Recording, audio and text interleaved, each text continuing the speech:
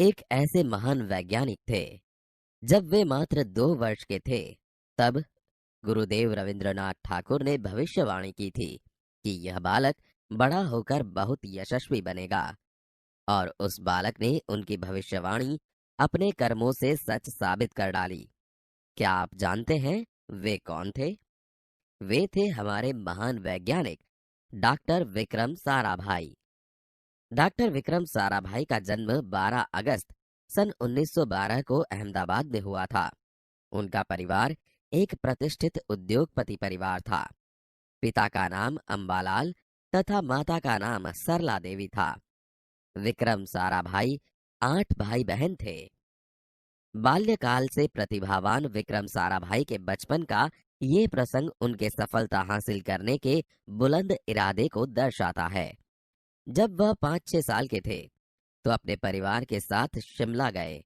शिमला में उनके पिताश्री अंबालाल के नाम ढेरों चिट्ठियां आती थी।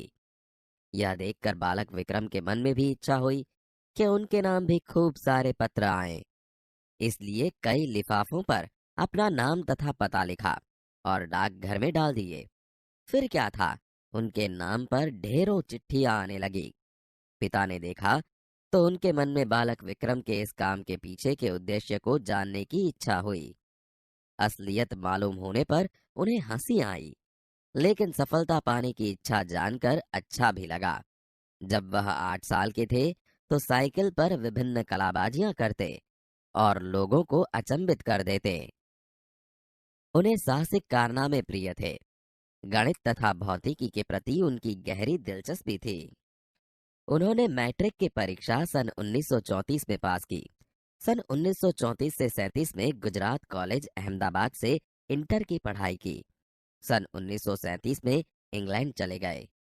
सन 1940 में कैम्ब्रिज से गणित व भौतिकी में बीएससी की परीक्षा में सफलता प्राप्त की। तत्पश्चात द्वितीय विश्व युद्ध के शुरू होते ही विक्रम साराभाई भारत लौट आए। भारत में उन्होंने सर सीवी रामन तथा डॉक्टर होमी भाभा का सानिध्य मिला। वहां राष्ट्रीय स्वतंत्रता आंदोलन से बड़े प्रभावित हुए।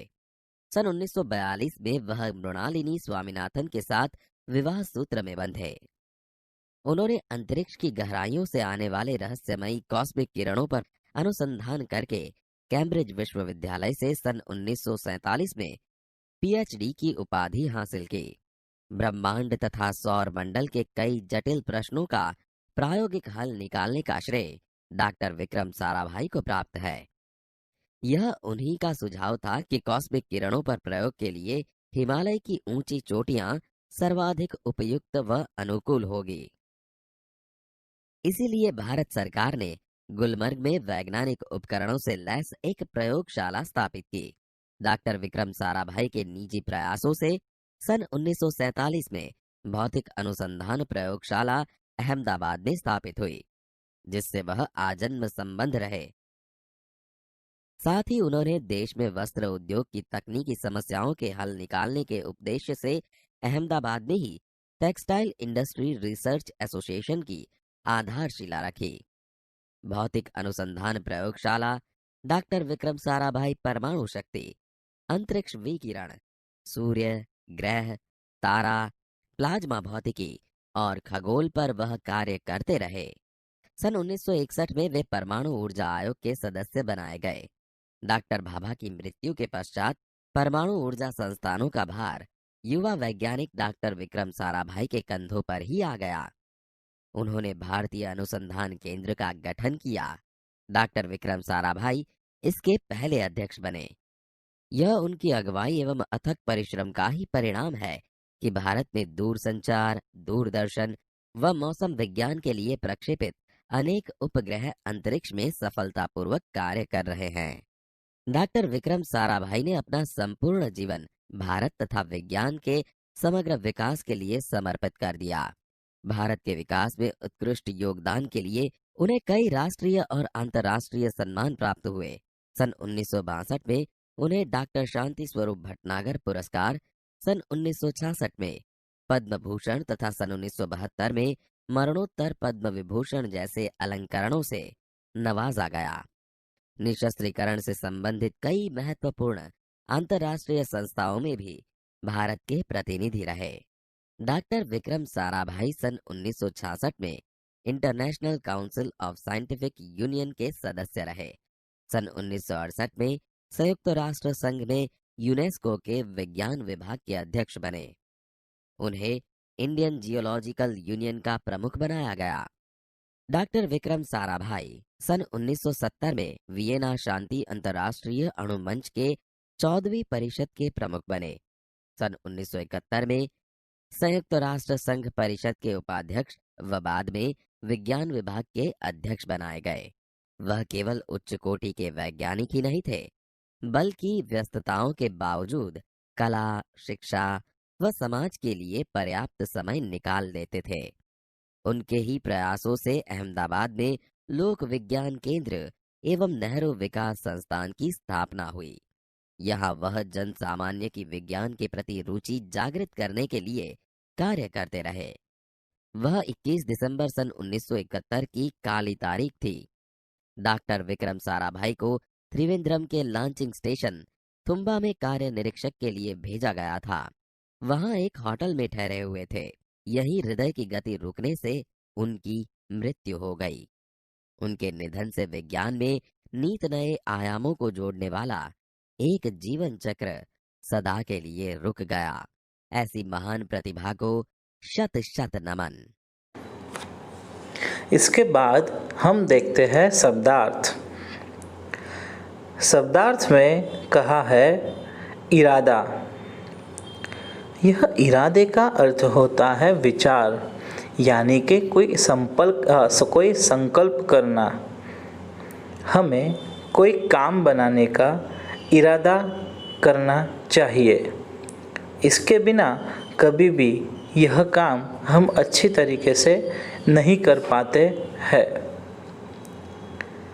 दूसरा जो शब्दार्थ है वह है लिफाफा। यह लिफाफे का अर्थ होता है पत्र रखने के लिए जो कवर आता है ना, उसे हम कहते हैं लिफाफा। यानी कि कागज़ की वह चौकोर थैली जिसके भीतर चिट्ठी या कागज़ रखा जाता है।